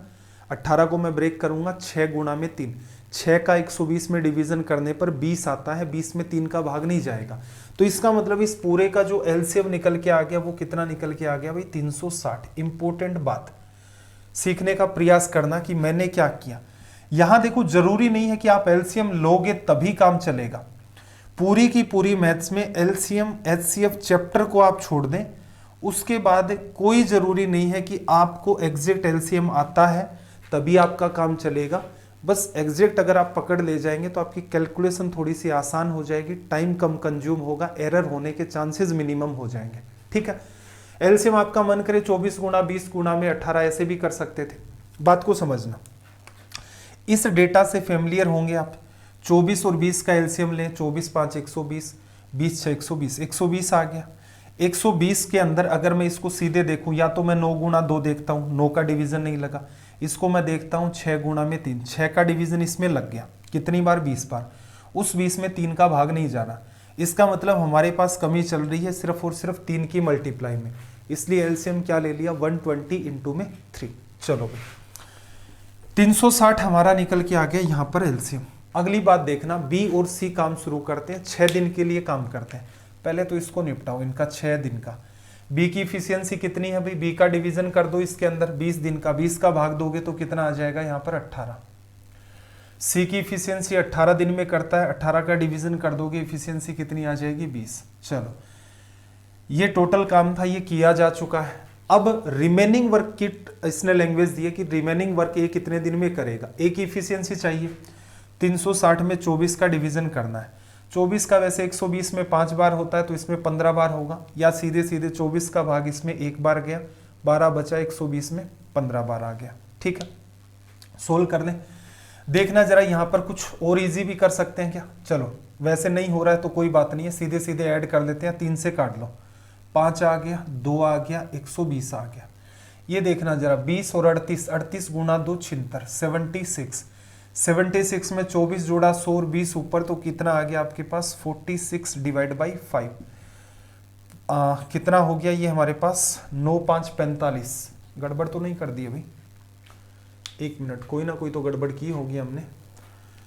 3 से कैंसिल आउट किया, ये 120 आ गया, और यहाँ पर 76 में हमने जोड़ दिया 24 और 20 आपका ये हो गया, तो ये वाली बात कितनी बन गई हमारे पास 44। 8 का डिवीजन हो गया, 4/5 आपका फिर मेंटेन हो गया, तो ऑप्शन सी हमारा करेक्ट। ठीक है, ये भी एक ठीक ठाक अप्रोच होती है। जैसे क्या है 120 में से 76 को लेस करना है, एक दिमाग तो ऐसे काम करता है हमारा कि इस 0 में से 6 को लेस कर दिया 4, ये 8 बन गया, तो ये पर 4। ठीक है, एक कॉमन अप्रोच ये है कि जनरली हम लोग ऐसा प्रीफर करते हैं। एक सोचने का तरीका ये है कि 76 और 120 का डिफरेंस लेना है, कैसे भी करके 76 से 120 तक पहुंचो। 76 में 24 जोड़ा 100, 100 से 20 आ गए, तो इसका मतलब टोटल कितना आ गया आपका 44। छोटी छोटी चीजें हैं, प्रयास करते रहो, कुछ ना कुछ धीरे धीरे खुद में, मतलब ये है कि कुछ भी क्लास लें आप तो आप में छोटा सा ही क्यों ना इंप्रूवमेंट होना चाहिए। ऐसा ना लगे आपको कि सर वही ढर्रा चल रहा है, वैसे ही पढ़ते आ रहे हैं, वैसे ही आप पहले पढ़ा रहे थे, आज भी वैसे ही बातें कर रहे हैं। नहीं, हर चीज़ का है। चैप्टर रेलवे के लिए फिर पढ़ाया जाएगा तो हो सकता है थोड़ा बहुत और भी इंप्रूवमेंट उसमें करें, मॉक टेस्ट आगे और चलेंगे उनमें और इंप्रूवमेंट करें, लेकिन जो चैप्टर पढ़ा दिए और उसके बाद मॉक टेस्ट करा रहे हैं, बिल्कुल आपका 100% इंप्रूवमेंट और भी होगा। क्वेश्चन दिया sin 3 इक्वल्स टू में cos a plus 10 degree 3a एक अक्यूट एंगल या न्यून कोण है, फिर कुछ वैल्यू पूछी है। देखो sin a बराबर cos b का कॉन्सेप्ट याद है, साइन की वैल्यू कोस के बराबर कब होती थी, जब a प्लस बी आपका 90 डिग्री। एक टेबल बनवाई थी। इसका मतलब आप ये कह सकते हो कि भाई ये जो 3a है और इसके साथ क्या है, अगला एंगल a प्लस 10 डिग्री, दोनों का सम 90 डिग्री होगा तभी बात बनेगी। 4a बराबर 80, a की वैल्यू कितनी आ गई भाई आपकी 20 डिग्री। a की वैल्यू निकाल ली। 2 इंटू में कोसेक 20 रखोगे 60 आ जाएगा। 60 में 2 का डिवीजन 30, साइन 30 की वैल्यू 1/2, तो कोसेक की क्या हो जाएगी 2, प्लस का साइन 6 इंटू में साइन 60 डिग्री, साइन 60 डिग्री की वैल्यू क्या हो जाएगी √3/2, स्क्वायर हो रहा है तो 3/4 माइनस 3/2, tan 60 डिग्री बन गया आपका, स्क्वायर कर दोगे tan 60 √3 होता तो ये 3 बन गया। इसको थोड़ा सा और सोल्व कर दो, ये 2 सॉरी ये 3, एलसीएम आ गया पूरे का 2, सोल्व कर दे। 4 8 बन गया, प्लस का 9 बन गया और माइनस का, अच्छा ये वाला पार्ट तो दिमाग ही नहीं लगाया ना, ये तो खत्म हो गया यहाँ पर, सीधे सीधे ये आपका आंसर है 2 इंटू में 2 4। क्वेश्चन नंबर 11 पर आ जाओ भाई। सवाल नंबर अपना 11 नंबर में आपसे इसने क्या कहा, 40 सेंटीमीटर व्यास के एक धातु के गोले से त्रिज्या 0.5 सेंटीमीटर गोले पे पिघलाया जाता है। छोटे कितने गोले, अरे अभी तो मेरे ख्याल से कंफर्ट जोन में आ गए होंगे। 4/3 pi r cube, 4/3 pi r cube, खत्म। इसकी रेडियस कितनी हो गई भाई, यहाँ पर इसकी रेडियस हो गई 20, 20 का कितना है यहाँ पर क्यूब, बराबर n बनेंगे। n इंटू में एक गोले की रेडियस कितनी दे रखी है उसने 5 या 1/2, उसी का आपको डिवीजन करना है इसमें 1/2 का क्यूब। ये 1/2 आपका ऊपर चला जाएगा, ये 2 इसके साथ बन जाएगा क्या 20 का 40, ये हट गया, 40 का क्यूब निकालोगे, 40 का क्यूब क्या बनेगा 64,000। ठीक, ये अब नकली लगने लग जाते हैं, बार बार प्रैक्टिस करते हो तो वर्बली भी हो जाते हैं। चलो भाई नेक्स्ट क्वेश्चन पर मूव करते हैं। क्या कहा, एक आर्टिकल 18% के प्रॉफिट पर सेल आउट किया गया था। यदि इसे 49 रुपए अधिक में बेचते तो लाभ 25% होता। वस्तु की लागत क्या है। कॉस्ट प्राइस ऐसे केसेस में 100%, पहले में बेचेगा 118% में, दूसरे में 125% में। 118 और 125 में गैप कितने का, 7 का। असल में गैप कितने का है भाई 49 का। 7 को 49 7 से गुणा किया, 100 आपका सीपी है, 7 से गुणा कर दो 700। ऑप्शन सी आपका करेक्ट हो गया। पढ़ा रखा है और वहां भी आप इन्हीं चीजों पर मैंने इम्फेसिस दिया था कि भाई इन चीजों को थोड़ा सीधे सीधे पकड़ने का प्रयास करो। इजी सवाल है, सारा ही टाइम बचा ले जाओ, समस्या क्या है। ठीक है, मॉडरेट टू डिफिकल्ट सवाल है, बिल्कुल उसको लिखना पड़ेगा। कायदे की अगर कैलकुलेशन आपके सामने रखी है तो बिल्कुल आपको लिखकर सोल्व करनी पड़ेगी। हवा में कोई कैसी बात करता है, कुछ भी करता है, उस पर आप यकीन करें ना करें वो आपकी मर्जी है। मेरा यही मानना है कि 4 किताबें पढ़ करके अगर आपके आने वाले जीवन के 30, 35 या 40 साल सुधर सकते हैं तो मेरे ख्याल से आपके लिए वो 4 किताबें बाइबल, गीता, कुरान, जो भी आप मानते हैं वो होनी चाहिए। चलो भाई, एक लंब प्रिज्म का आधार 15 सेंटीमीटर, भुजा का एक स्क्वायर है, ऊंचाई 8 है, टोटल सरफेस एरिया। देखो प्रिज्म का बेस एक आपका स्क्वायर है, स्क्वायर की भुजा 15, एरिया कितना 15 का स्क्वायर 225, 225 ही ऊपर हो गया तो टोटल कितना भाई यहाँ पर 450, तो ये निकल गया बेस एरिया, टॉप एरिया। फिर क्या कहा था, बेस पेरीमीटर, स्क्वायर है तो बेस पेरीमीटर कितनी हो गई 15 गुणा 4 60। बेस पेरीमीटर को हाइट से मल्टीप्लाई करते थे, 60 को 8 से गुणा करोगे तो कितना आएगा 480। ये टोटल एरिया हो गया। एडिशन कर रहे हो 3 400 800 930 आपका यहाँ से हो गया रिजल्ट। इतना ही करना था। प्रिज्म छोटी सी बात थी, इजी वे में समझ आ रही थी। चलो भाई, इस सवाल को फिर से मैंने डाला है, डेटा चेंज है। इस टाइप का सवाल किया था हमने आपको, मैंने कहा था कि इन फॉर्मूलों पर अच्छे से कमांड कर दो। अलजेब्रा के 5-6 फॉर्मूले हैं, कमांड ठीक है, उसका रीजन मैंने आपको बोर्ड मास में भी समझाया था कि अगर सवाल वो ठीक ठीक तरीके से पूछना स्टार्ट कर देता है तो हम वैल्यू अज्यूम भी कर लेते हैं तो भी उसमें उलझ जाते हैं। ठीक है, तो इन सवालों के अंदर आपको वही काम करना है, सीधे सीधे अगर आप डील करना चाहते हैं। A cube plus B cube plus C cube minus 3ab equals to में क्या होगा a plus B plus C, लिखा वैल्यू 9। फिर ब्रैकेट में क्या आता था a square B square C square minus A B minus B C minus C है, लेकिन आपके पास तो a plus B plus C है और ए बी बी सी सी है। कहने का मतलब ए बी बी सी सी ए तो है। अब काम चलाना है ए square B square C square वाला, किससे, a प्लस बी प्लस सी का होल स्क्वायर करके। तो मैं लिख देता हूं a प्लस बी प्लस सी का होल स्क्वायर। सोल्व करोगे a स्क्वायर आ गया, b स्क्वायर आ गया, c स्क्वायर आ गया, प्लस का 2ab bc ca, और आपको क्या चाहिए माइनस का ए बी बी सी सी है। तो क्या करते थे हम लोग, 3 बार माइनस कर देते थे, क्या ए बी बी सी सी है, और उसकी वैल्यू कितनी दे रखी है माइनस की 22। अब देखो यहां पर कई बच्चों के हो सकता है ये सवाल ऐसे, ये जैसे आपका दिमाग हो गया यहां पर, कहाँ होगा यहाँ मान लेते हैं, ठीक है। कई बच्चों के सवाल ऐसे निकल गया होगा, ये क्या कर दिया। देखो मुद्दा ये है कि एक मॉक टेस्ट देखने से या 5-10 मिनट एक कोई पर्टिकुलर सवाल देखने से भला तो होना नहीं है, ठीक है। तो हमेशा इस टाइप की तलाश ना किया करें कि कोई आप स्ट्रीम चलते हुए देख रहे हैं या वीडियो रैंडम आपके हाथ लग गया है कि थोड़ा सा देखा, अच्छा ये ऐसी सी बात कर रहा था, फिर उसने कहा यार ये क्या लिख दिया इसने, ये तो मेरे को पता ही नहीं है। ये सारी की सारी चीज़ें आपको पहले पढ़ाई, उसके बाद चीज़ों को इम्प्लीमेंट करवाया। पीछे का जब सेशन चल रहा था उसमें मैंने आपको ये कहा था कि भाई इन चीज़ों को थोड़ा सीख लो। जो जो चीज़ें मैं आपको होमवर्क में देता हूँ, एटलीस्ट देता क्या हूँ, वो पुरानी चीज़ें रिवाइज ही करनी है प्रॉपर मैनर में। रिवाइज कर ली, इसके बाद आपका टाइम बचना स्टार्ट हो गया। जैसे इसको सोल्व करते तो ये क्या आता भाई, 9 इंटू में माइनस माइनस प्लस हो जाता, ठीक है। 22 3 66 में ये जोड़ोगे 6 और 1 7 हो गया, 8 6 आपका 14 हो गया। ऑप्शन क्या आएगा भाई, 9 7 63 की वजह से ऑप्शन ए। किस वजह से लगा दिया मैंने, यूनिट डिजिट। रीजन क्या था, यहाँ पर ज़्यादा ऑप्शन नहीं थे। अब ये छोटी छोटी कलाकारियाँ हैं, टीचर करके दिखा रहा है, आपको सुंदर लग रहा है, आपका ध्यान नहीं होता है। मुद्दा ये है कि अगर किसी बच्चे का, मेरा ये मानना है, एक मिनट थोड़ी सी मिस्टेक कर दी ना, देखो थोड़ा सा और कॉमन सेंस, 1500 को 150 को 9 से गुणा करेंगे तो कितना आ जाएगा, लगभग 1350 के आसपास, उससे कम रिजल्ट होगा। एक ऑप्शन सी जरूर आपका 783 यूनिट डिजिट जिसका 3 बन रहा है, सी कॉमन सेंस की वजह से आउट कर दिया, ए आपका करेक्ट है। या फिर कोई बात नहीं, 9 7 आपका 63 हो गया, 14 गुणा 9 आपका 126, 14 गुणा 9 126 में 6 जोड़ दिया 132, ये आपका हो गया रिजल्ट। पीछे जो आपको काम कहा था उसे रिवाइज करेंगे तो ये सवाल इतना इजी वे में सोल्व हो जाता है, और भविष्य में ये यकीनन आपकी एसएससी के अंदर हेल्प करेंगे। और इस बार तो क्या, सीजीएल मेंस से भी मॉक टेस्ट जरूर हम लोग स्टार्ट करेंगे, धुआंधार वाले।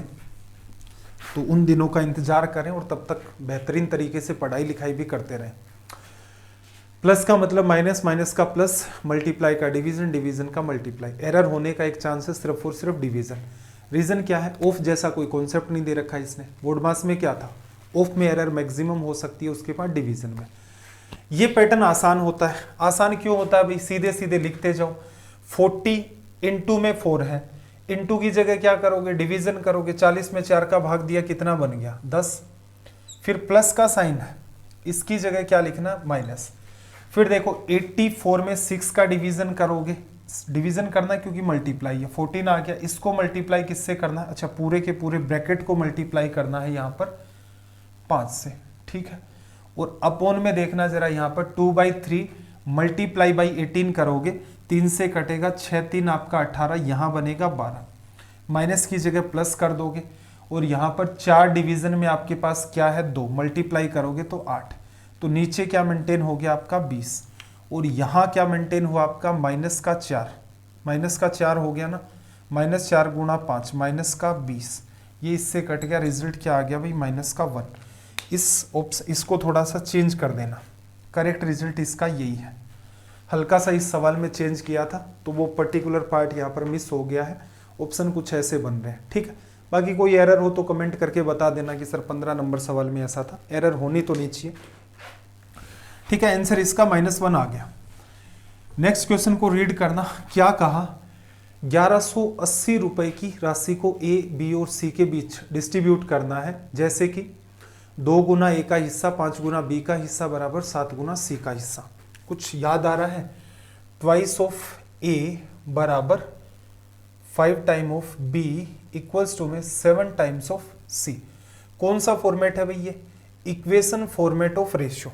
रेशियो पढ़ाते टाइम बताया था, क्या ए का रेशियो की वैल्यू 2 होगी, बी की 5 होगी, सी की 7 होगी, नहीं, इसे स्टैंडर्ड फॉर्मेट में कन्वर्ट करना है। स्टैंडर्ड फॉर्मेट में कन्वर्ट करोगे तो भाई देखो पूरे में डिवीजन किसका है, इनका एलसीएम। 2 5 7 का एलसीएम क्या होगा, 2 गुणा में 5 गुणा में 7। रीजन कुछ कॉमन है ही नहीं इनके अंदर, तो एलसीएम ये हो गया। तो ए की जब आप वैल्यू निकालेंगे तो अपोन में क्या आ जाएगा, 2 कट गया, 5 7 35 आ गया। बी की जब वैल्यू निकालेंगे 5 कट गया, 7 इंटू में 2 14 आ गया। सी के अंदर 7 कट जाएगा, 5 इंटू में 2 10 आ जाएगा। लिख दिया। ये वाली बात हर जगह एप्लीकेबल है, लेकिन अगर एलसीएम आता हो तो एलसीएम लेकर के ट्राई करें जिससे आपका टाइम बचे। चलो इसके अंदर क्या है, ए का हिस्सा बताना है। तो देखो आपके पास कितना है, देखो ए का हिस्सा वैसे कितना है 35, कितने में से एडिशन किया 10 20 30 50 4 59 में से कितना है 35, इतना पार्ट है। इसको डिस्ट्रीब्यूट करना है 1180, कैंसिल आउट हो गया 2 बार 20 बार, कितने रुपए आ गए भाई 700 रुपए। छोटी सी बात थी, इक्वेशन फॉर्मेट ऑफ रेशियो था, वहां से हम लोग चले गए standard format of the ratio. चलो भाई लैंग्वेज को रीड करना। नेक्स्ट सवाल की, एक दुकानदार वस्तु की कीमत को इस तरह से अंकित करता है कि 22% की छूट की अनुमति के बाद 11% का लाभ कमाता है। अंकित मूल्य 888 रुपये, तो वस्तु की लागत क्या है। सिंपल सा लॉजिक है भाई, सीपी से एसपी में जा सकते हो, एमपी से भी एसपी में जा सकते हो, क्यों ना सीधे सीधे दोनों केसेस में हम लोग एसपी में चले जाएं और एसपी को इक्वल कर दें। तो कॉस्ट प्राइस आपकी x रुपए है, सीपी 100%, लाभ कितने का चाहिए भाई 11% का, तो कितना हो जाएगा 111%। ये क्या है, x का 111% सेलिंग प्राइस। मार्क प्राइस कितनी है भाई 888, मार्क प्राइस पर डिस्काउंट कितने का 22% का, कितने में बेचेगा 78% में। मार्क प्राइस का 78% क्या आ गई सीपी एसपी, दोनों को इक्वल कर दिया। परसेंटेज खत्म, 111 8 बार, 8 8 आपका क्या हो गया 64। ध्यान जा रहा है, ऑप्शन बी करेक्ट है। किस वजह से, यूनिट डिजिट की वजह से, या फिर मल्टीप्लाई कर दो, 8 गुणा 8 आपका 64, 8 7 56, 6 आपका 62, तो रिजल्ट कितना आ गया 624। ठीक है, ये एक बार के लिए मैं ये चाह रहा हूं कि लगभग आप 1-1.5 महीने, मुद्दा ये आपको तैयार कर दिया। अब आपका मेंस भी होने वाला, उससे पहले कुछ ना कुछ तो आप सीखते रहें, खुद में डेवलपमेंट करें। अगर यही चीज़ें मैं आपको पहले दिन करता कि वहाँ पर सवाल भी आपको करने सिखाए जा रहे हैं, कुछ ढंग के कॉन्सेप्ट भी डेवलप किए जा रहे हैं, साथ ही में कैलकुलेशन पर भी काम करें, ऐसा नहीं होता है। पहले आपको मैथ सिखाई जाती है, वो जब आप अच्छे तरीके से सीख जाते हो तो फिर आपको टिपिकल लेवल सिखाए जाते हैं और प्लस में कैलकुलेशन सिखाई जा सकती है। अदरवाइज एक ही साथ इतनी सारी खिचड़ी करते हैं तो फिर कुछ समझ में नहीं आता। देखना भाई सवाल आपके सामने, 2 + √2 √2 √2, अंडर रूट वाली चीज इनफाइनाइट तक चल रही है। 2 को क्या लिख सकते हैं 1 × 2 का फॉर्मेट, सक्सेसिव नंबर है, इसका मतलब अंडर रूट का जितना भी सिनेरियो हो वो प्लस में है, रिजल्ट क्या आ जाएगा 2। बाहर भी 2 है, 2 + 2 4, इसका रिजल्ट हो गया। काफी डीप में जाकर के इस सवाल ऐसे पैटर्न हमने पढ़े थे। अगला सवाल देखना क्या कहा, x cos a - y sin a = में 1, फिर x sin a + y cos a = में 4। कुछ याद आ रहा है, लेफ्ट टू राइट जा रहे थे, x² + y², पैटर्न तो वही बन रहा है, x² + y² बराबर, राइट में क्या था 1 का स्क्वायर और 4 का स्क्वायर, 1 का स्क्वायर 1 4 का 16, टोटल कितना 17। लेकिन उसका सवाल ये है कि नहीं मुझे तो वैल्यू बताओ इसकी कितनी, 17x² + y², दोनों तरफ 17 का मल्टीप्लाई कर दो, 289 होता है 17 का स्क्वायर। ऑप्शन डी हमारा यहां से करेक्ट हो गया। क्वेश्चन नंबर 20 की बात करते हैं, सवाल नंबर 20। देखना 30 लड़कों के अंकों का एवरेज कितना है 88। जब शीर्ष 2 अंकों को बाहर कर दिया जाए तो औसत घटकर कितना आ जाता है 87.5। यदि शीर्ष स्कोर 2 से भिन्न है, मतलब उनके बीच का डिफरेंस 2 है, तो मैक्सिमम मार्क्स आपको बताने। सिंपल सा लॉजिक आपको बताया था कि सभी लड़कों का एवरेज क्या चल रहा है आपका 88 चल रहा है। एक बात बताओ, अगर ये दोनों ही लड़के 88 मार्क्स के होते, जो टॉपर्स हैं 30 लड़के हैं, सभी का 88 मेंटेन होता, तो 2 बच्चे हमने बाहर निकाले जिनके मार्क्स 88 हैं, तो एवरेज पर क्या फर्क पड़ता। तो आप कहते भाई 28 बच्चे हैं पीछे, उन पर कोई फर्क नहीं पड़ेगा। 30 का एवरेज भी 88 था, 2 चले गए, उनका भी 88 ही एवरेज है, तभी तो 88 लिख दिया, कोई फर्क नहीं पड़ेगा। लेकिन फर्क पड़ा, बचे हुए 28 बच्चों की सेहत पर फर्क पड़ा। क्या हुआ एवरेज 0.5 से गिर गया, इसका मतलब हर बच्चे का नंबर 0.5 मतलब आधा आधा नंबर कम हो गया। बच्चे कितने हैं टोटल 28, इनटू में हाफ करूंगा, इसका मतलब इन 28 बच्चों के 14 नंबर गायब हो गए। अब ये जो 14 नंबर है इसका मतलब ये खुद के साथ इतना कुछ तो लेकर गए ही गए, साथ में ये मार्क्स और ले गए, ठीक है। अब इनका स्कोर क्या है, 2 से भिन्न है। इसका मतलब कहने का मतलब ये जो पूरा का पूरा मामला है इसे क्या करना है, 2 हिस्सों में डिस्ट्रीब्यूट करना है इस हिसाब से कि इन दोनों का अंतर 2 मेंटेन रहे। एक बच्चे को मैं 88 नंबर दे दूं, दूसरे को भी 88 दे दूं। इन 14 में से क्या कर दूं, मैं एक बच्चे को तो 2 नंबर दे दूं, क्योंकि मुझे 2 का डिफरेंस क्रिएट करना है। मैं यहां डिफरेंस क्रिएट नहीं कर पाया, पहले स्टूडेंट को मैंने 88 दिया, दूसरे को भी 88 दिया। अब मैंने क्या किया, इस 14 में से एक बच्चे को 2 एक्स्ट्रा दे दिया, बच्चे कितने 12, 12 में से इसको भी 6 दे दूं, इसको भी 6 दे दूं, तो इसका मतलब एक बच्चे के नंबर 88 प्लस 8 हो गए, एक बच्चे के 88 प्लस 6 हो गए। हमें नीड है टॉपर की, तो कितना हो गया 96।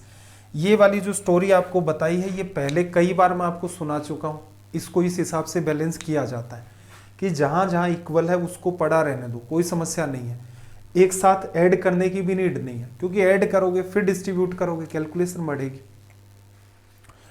चलो भाई 21 की बात कर देते हैं। 21 में आपसे इसने क्या कहा, 2 स्पर्श रेखाएं PA और PB एक बाहरी बिंदु P से एक सर्कल जिसका सेंटर O है की ओर खींची जाती है। टेंजेंट ड्रॉ किए हैं उसने, ये ले लेते हैं सर्कल, और एक टेंजेंट मान लो ये ड्रॉ कर ली हमने, एक टेंजेंट ये ड्रॉ कर दी, PA और PB। सेंटर इसने आपको बताया था O है। एंगल OAB की वैल्यू OA और B, ये वाला एंगल, इसका मतलब इसको यहां ले लेते हैं और इसको मिला देते हैं। OAB की वैल्यू इसने आपको दी है यहां से कितनी 30 डिग्री, और हमसे क्या पूछ रहा है, हमसे पूछ रहा है APB की वैल्यू क्या होगी। देखना जरा, एक बात बताना, सारा मामला एक बार मैं हटा देता हूं। इस क्वाड्रिलेटरल में असल में देखा जाए ये जो क्वाड्रिलेटरल बनता है, हालांकि हमें रेलवे के हिसाब से नीड नहीं होगी, SSC का जब पढ़ते हैं तो हर बात को खोलना पड़ता है। ये भी अपने आप में साइक्लिक ही होता है, ठीक है, रटना नहीं है, वैसे समझ आ जाएगा। ये क्या है 90 डिग्री, ये 90 डिग्री। साइक्लिक क्वाड्रिलेटरल आप 2 तरीके से बता सकते हैं कि वो है या नहीं। एक तो आपको दे दिया जाए डायग्राम, एक सर्कल है, सर्कमफेरेंस पर 4 पॉइंट है, और वहां से आपने क्वाड्रिलेटरल बना दिया उनको यूज करके, साइक्लिक है। दूसरा क्या है, आपको सर्कल नहीं दे रखा लेकिन डायग्राम के अंदर आपको एंगल्स दे दिए, आमने सामने के एंगल्स का सम अगर 180 डिग्री हो रहा है इसका मतलब वो साइक्लिक है। एंगल B और एंगल A का सम 180 डिग्री है, इसका मतलब साइक्लिक है। कौन सा, PAOB, ठीक है। चलो ये 90-90 हो गया, इसका मतलब मैं ये कहना चाह रहा हूं कि इस एंगल और इस एंगल का सम भी क्या हो जाएगा 180, क्योंकि इन दोनों का 180 हो गया। वापस से मिला दो। एक बात ऑब्जर्व करना, ये OA और OB दोनों क्या है रेडियस, तो इसका मतलब ये 30 है, तो यहां पर भी एंगल 30 होगा। 30-30 60 हो गया, तो ये एंगल कितना भाई आपका 120 डिग्री। ये 120 है और इसका सम 180 होगा, तो ये कितना आ जाएगा आपका 60 डिग्री, ठीक है। ऐसा कोई तुक्का नहीं रटना है कि ये 30 है 30 है, यही भी 60 आ जाएगा, दोनों का सम नहीं, 60 है ये 120 है, इस वजह से ये आपका यहाँ पर 60 बना है। 22 नंबर का देखना, क्वेश्चन नंबर 22।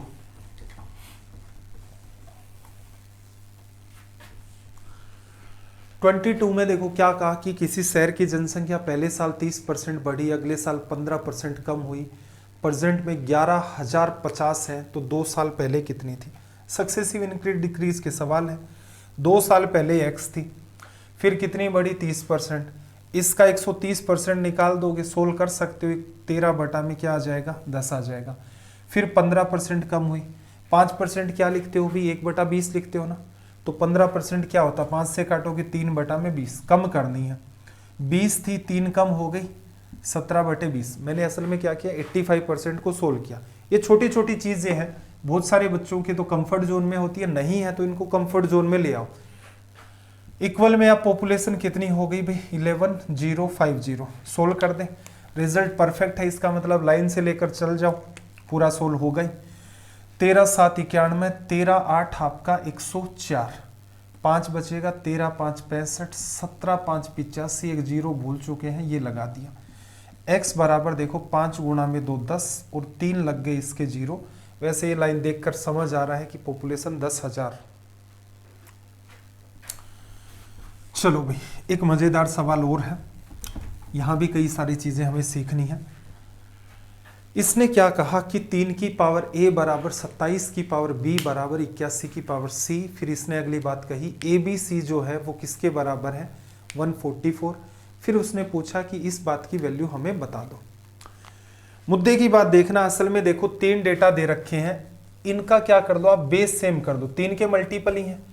3 की पावर में a कर दूं, 27 को क्या लिखोगे भाई, 3 की पावर 3 और उसकी पावर b है तो ये 3b। 3 की पावर 4 81 हो गया और पावर इसकी क्या है, c।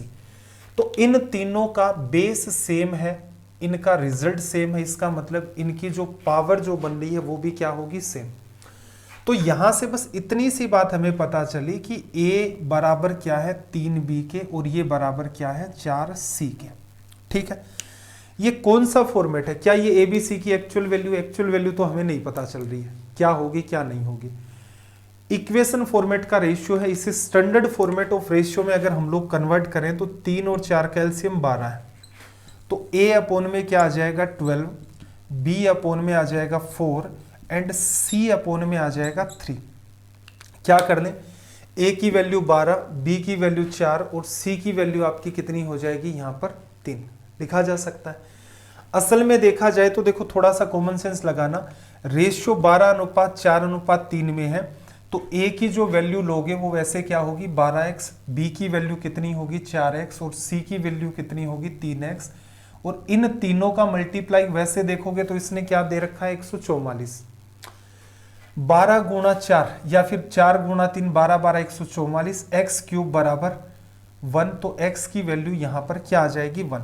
तो इसका मतलब a की जो एग्जैक्ट वैल्यू है वो कितनी है 12, b की एग्जैक्ट वैल्यू क्या है आपके पास 4, c की एग्जैक्ट वैल्यू क्या होगी 3x मतलब 3।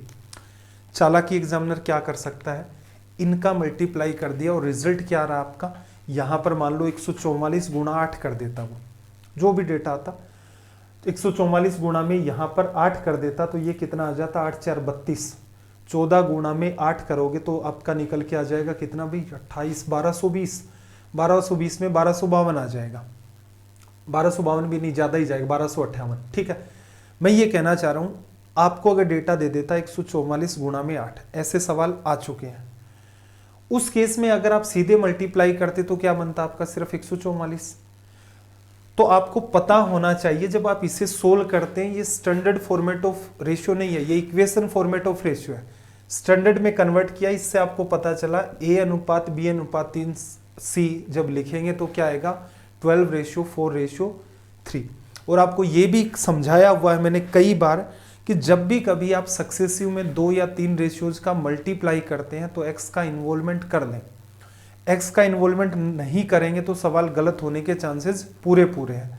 यहां तो कोई समस्या नहीं आती, मल्टीप्लाई क्या बात बन गई, लेकिन उस केस में आप लेते तो क्या आता है x क्यूब बराबर 8, x की वैल्यू 2, तो उस केस में 12x की वैल्यू 24, ये 8 और ये आपका 6 ऐसे बन जाता है। ठीक है, ये तो इजी है। 12 अपॉन में 1 अपॉन इस पूरे को या तो आप ऐसा करो एलसीएम ले लो, एलसीएम नहीं लेना चाहते तो 1/12 लिख दिया, b की वैल्यू 4 है तो 1/8 आ गया, c की वैल्यू 1/15 आ गया। 15 और 12 का एलसीएम 60 होता है, 60 में 4 का डिवीजन चला गया, 2 और बचा 120 एलसीएम आ गया। 120 आपके पास एलसीएम है, 12 की वजह से यहाँ पर 10, यहाँ पर 15, यहाँ पर आपका 8, ये इससे कट गया। 15 10 25, 33 में डिवीजन कर दिया किसका 10 का। एक बार अगर आपकी पकड़ आ गई तो मेरे हिसाब से ये वाला पार्ट लिखने लायक नहीं था। रेशियो आपको लिखना है, डेटा इजी है, तो सीधे सीधे बात बन रही थी कि 12 गुणा 4 12 गुणा 12 साफ दिख रहा है 144, लेकिन यहाँ एग्जामिनर चालाकी कर देगा, उस केस में काम नहीं चलेगा। और सवाल ऐसा नहीं है कि हम लोग इसको रट लें, ऑप्शन सी करेक्ट हो गया। चलो भाई 24 का देखना।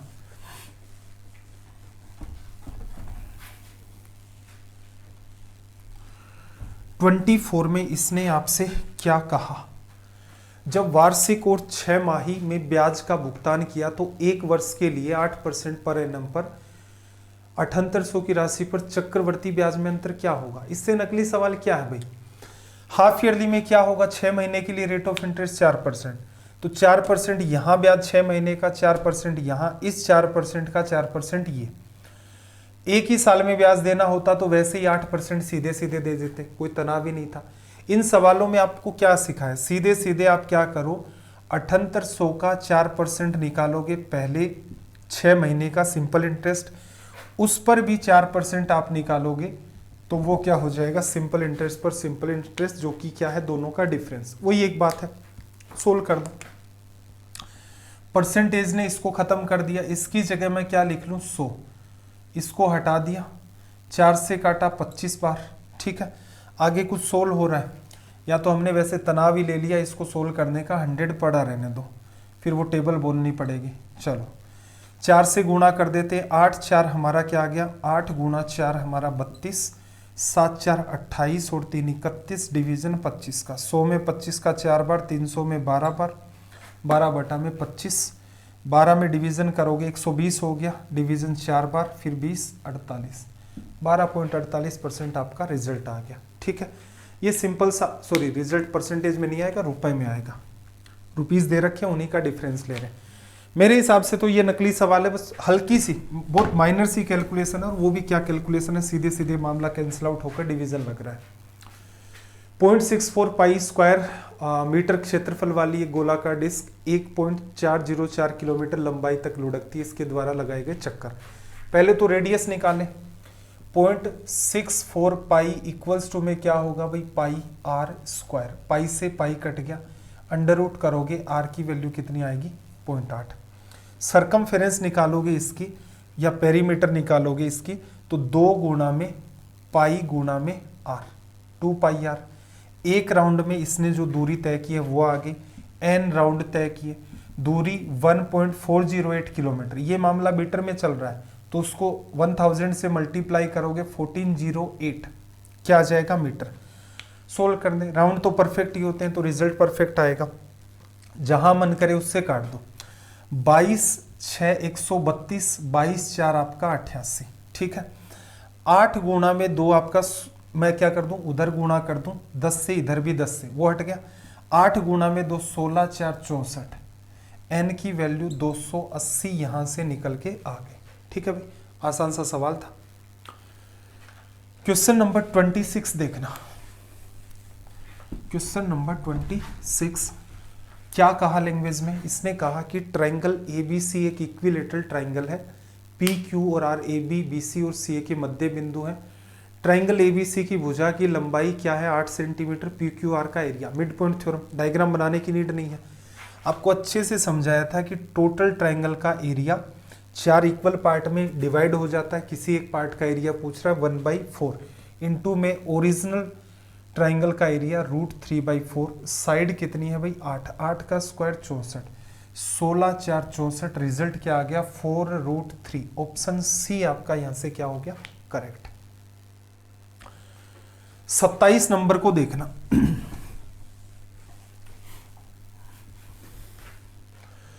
एक छात्र को घर से स्कूल तक 4 किलोमीटर प्रति घंटा की चाल से यात्रा करने में 1.25 घंटे लगते हैं।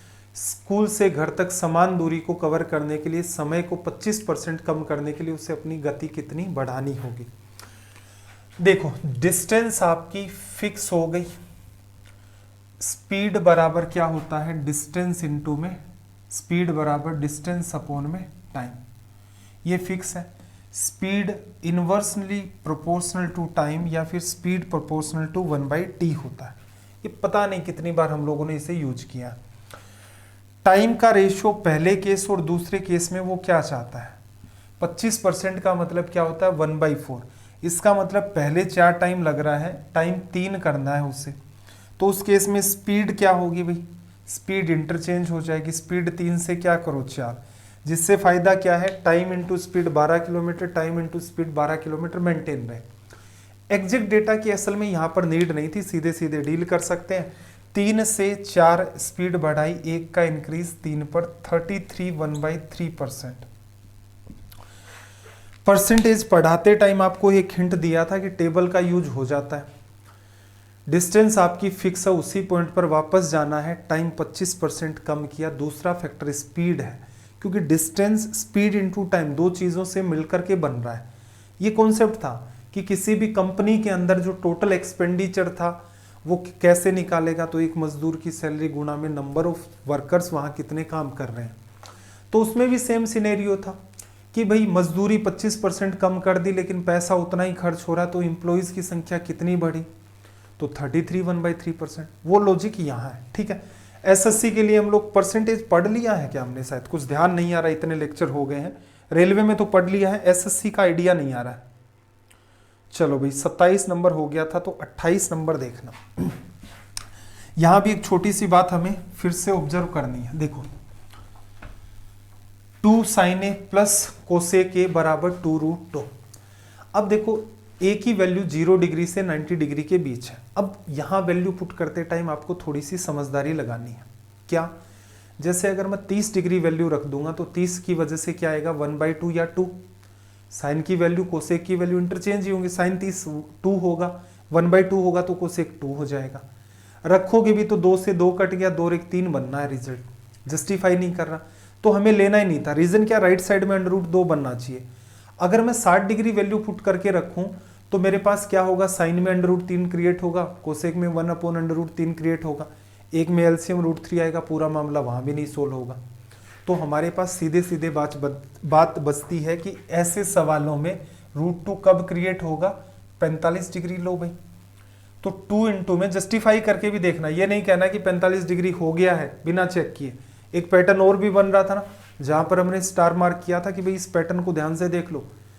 ट्रिग्नोमेट्री में क्वाड्रेटिक इक्वेशन का पैटर्न बनता था। अगर वो बात नहीं पता है और सीधे हम लोग लग जाएंगे कि हाँ सर ने ऐसा कहा था, वो इसलिए किया था कि क्रॉस चेक करते टाइम 3 वैल्यू ना रखें, एक से ही काम चल जाए। 2 1/√2 प्लस का √2, ये इससे कटेगा, √2 आ जाएगा, √2 प्लस √2 2√2 जस्टिफाई 45। तो 2 में देखना साइन स्क्वायर 1/√2 की पावर 4 करोगे तो कितना बन जाएगा भाई आपके पास 1/4। ये भी आपका 1/4, 1/2 बनेगा, 2 से मल्टीप्लाई करोगे, रिजल्ट क्या दे देगा आपका 1, लिखा जा सकता है। तो चलिए भाई आपका आज का सेशन कंप्लीट हो गया है।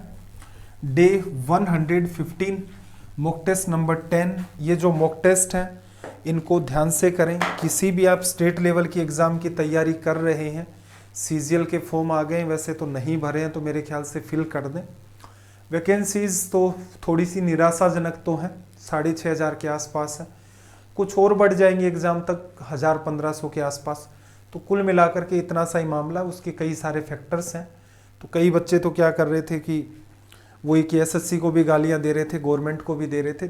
कहाँ तक क्या सत्य है क्या नहीं है, एसएससी को गाली देने का कोई औचित्य नहीं बनता है, क्योंकि उनका काम है, वो है भी क्या, स्टाफ सिलेक्शन कमीशन। उनका काम क्या है, डिपार्टमेंट्स कहते हैं, जैसे इनकम टैक्स डिपार्टमेंट कहता है कि हमें इतने इंस्पेक्टर्स की नीड है, इतने असिस्टेंट्स की नीड है, तो उस हिसाब से वो अपनी रिक्वायरमेंट भेजते हैं, एसएससी उनको एक साथ काउंट करता है, वैकेंसीज निकलती हैं। तो एसएससी का इसमें कोई रोल होता नहीं है वैसे, ठीक है। बाकी डिपार्टमेंट की नीड है, हो सकता है कोरोना काल चल रहा है, धीरे धीरे वही है, रिक्वायरमेंट कम हो गई है, ठीक है। थोड़ा सा पॉजिटिव अपने को ये रहना है कि ये वैकेंसी निकलेगी। सीएचएसएल भी जैसे डाउन ही है वैकेंसी, सीपीओ हो गया, और भी स्टेट लेवल पर वेरियस वैकेंसीज होती हैं आपकी। मुद्दा ये है कि आप एटलीस्ट अपनी तैयारी को ध्यान में रखें। जैसे कोई भी बच्चा एसएससी की तैयारी करने की सोच रहा है या करना चाह रहा है, वो ये ना सोचे कि इसमें 6,500 वैकेंसी हैं, ये 7-8 तक ही पहुंच पाएंगी या 9 तक ही पहुंच पाएंगी। मुद्दे की बात यह है कि ये 700 नंबर का टोटल पेपर होता है। अब इसमें कुल मिलाकर के आपको, अगर आप रिजल्ट किसी भी यूआर कैटेगरी से है मान लो आप, तो कहने का मतलब एटलीस्ट आपको यहाँ तक मामला सेट करना पड़ेगा कि सारा कुछ मिलाकर के 560 के आसपास तक तो पहुँच ही जाए, ठीक है।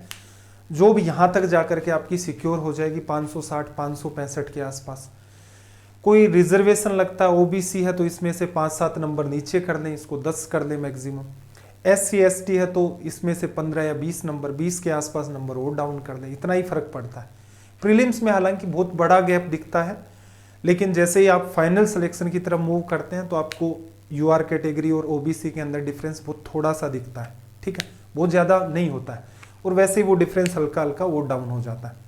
मुद्दे की बात ये है कि कम से कम आप थोड़ा सा दिमाग लगाएं कि 560 नंबर कैसे आएंगे, और घबराना नहीं है क्योंकि नॉर्मलाइजेशन होता है, ठीक है। तो कुल मिलाकर के नॉर्मलाइजेशन का 15-20 से लेकर के 30 नंबर तक का प्रीलिम्स में फ़ायदा हो जाता है कि आपको नॉलेज इतना ही था, लेकिन पेपर कुछ ऐसा आ गया कि 25-30 नंबर आपको बढ़ गए। ऐसे ही 15-20 नंबर का मैथ्स में फ़ायदा होगा, 10-15 नंबर का इंग्लिश में होगा। तो इन नंबर्स में से ऑल ओवर आप दिमाग लगाएं 30, 40, 50, 55 हो गए, तो मैं ये कह सकता हूँ इनमें से 40 से 45 नंबर का आपको फ़ायदा होगा नॉर्मलाइजेशन की वजह से। अब पेपर एकदम नकली आ गया तो फिर वैसे ही खींच दोगे, कोई समस्या ही नहीं है। तो मोटा मोटी आपकी तैयारी 700 में से 520 नंबर लाने की होनी चाहिए, ठीक है। अब कैसे लाएं, क्या लाएं, सिंपल सी बात है, लाना संभव है। कोई ऐसा चमत्कारिक काम है नहीं कि जिसके अंदर कोई पंचवर्ष योजना बना करके प्लान करे। सिंपल है, 4 किताबें हैं गिनी चुनी, मतलब 4 सब्जेक्ट हैं, उनको पढ़ने से आपके जीवन के कई साल, ये बार बार मैं कह रहा हूँ आपको, इसीलिए 4 किताबें पढ़ करके आपके जीवन के 30-35 साल सुधर रहे हैं। तो मेरे ख्याल से आपके जीवन के अंदर प्राइम फोकस वही होना चाहिए कि वो किताबें हैं, आप हैं। और ध्यान रखें, एक सलाह अगर आप मान सकते हैं, कोई भी चीज़ आप रट करके पास नहीं कर सकते इस एग्जाम में, क्योंकि कट ऑफ है वो, उसका लेवल इतना एक्सट्रीम चला जाता है। यही काम रेलवे के अंदर होगा, रट करके इन एग्जाम्स को पास नहीं कर सकते। वो दौर जा चुका है कि जब किसी बच्चे को इतनी अवेयरनेस थी कि रेलवे में कैसे फॉर्म लगते हैं, कहाँ एग्ज़ाम होती है, कहाँ प्रोसेस होती है। आज से 7-8 साल पहले लोग लग जाते थे। यही जो कट ऑफ है ये बहुत एक्सट्रीम भी डाउन रहती थी। तो यहाँ पर ध्यान ये रखना है, चाहे आप मैथ्स पढ़ें, चाहे रीजनिंग पढ़ें, चाहे इंग्लिश पढ़ें, चाहे जनरल अवेयरनेस पढ़ें, सीधी सी बात है, रटने से काम नहीं चलेगा। जैसे हिस्ट्री में बहुत से लोग कहते हैं कि सर ये रट लेते हैं हम लोग, तो रटने से रटनी पड़ेंगे, फैक्ट्स हैं, डेटा है, नहीं। चीज़ों को थोड़ा एक सिस्टम के अंदर आप बैलेंस करके चलेंगे कि अच्छा ये था, बंगाल विभाजन था, वहाँ ऐसा सा बवाल था, उसके बाद ये इश्यू क्रिएट हुआ था, उसके बाद ऐसा हुआ था, फिर वो गरम दल नरम दल मिल गए थे। तो ये स्टोरी जब तक आपके दिमाग में नहीं होगी तब तक बात नहीं बनेगी। स्टोरी दिमाग में मतलब आपने हिस्ट्री को समझा है तो ऑटोमेटिक डेटा याद रह जाएगा। ऐसे ही पॉलिटी में भी कुछ का ये रहता है कि आर्टिकल्स रटने पड़ते हैं। देखो ऐसा उनको डीप में जा करके 3-4 बार रिवाइज करोगे वो ऑटोमेटिक ही चले जाएंगे दिमाग के अंदर। अब आपको भी पता है शुरुआत के 50 आर्टिकल में राष्ट्रपति तो मिलना नहीं है। इनिशियल लेवल पर क्या है, फिर हमारे फंडामेंटल राइट्स एंड ड्यूटीज़ वगैरह आ गई हैं, ठीक है, डीपीएसपी हो गया। तो ये क्या थोड़ी अंडरस्टैंडिंग होती है, अंडरस्टैंडिंग यही है, ये पकड़ लोगे तो क्या एग्जाम में अच्छा स्कोर कर पाओगे। चलो भाई, बाकी आप समझदार हैं। ये अपना टेलीग्राम का चैनल है वासु स्टडी IQ नाम से, अगर अभी तक ज्वाइन नहीं किया तो इसे ज़रूर ज्वाइन करें। इस पर जो आपको PDF मिलती हैं या पास्ट में जो मिली हैं, कोशिश करें अपने आसपास जो स्टूडेंट्स हैं उनके साथ शेयर करें, क्योंकि टीचर का भी एक थोड़ा सा मोरल होता है कि उसके कुछ बच्चे तो हों एटलीस्ट जो उसे देखते हों। कोई आपका सजेशन है कमेंट करके बता सकते हैं, क्लासेस कैसी लगती हैं ये भी आप कमेंट करके बता सकते हैं। तो चलिए फिर मिलते हैं अगली क्लास में। आपका दिन रात सब मंगलमय हो। जय हिंद, जय भारत।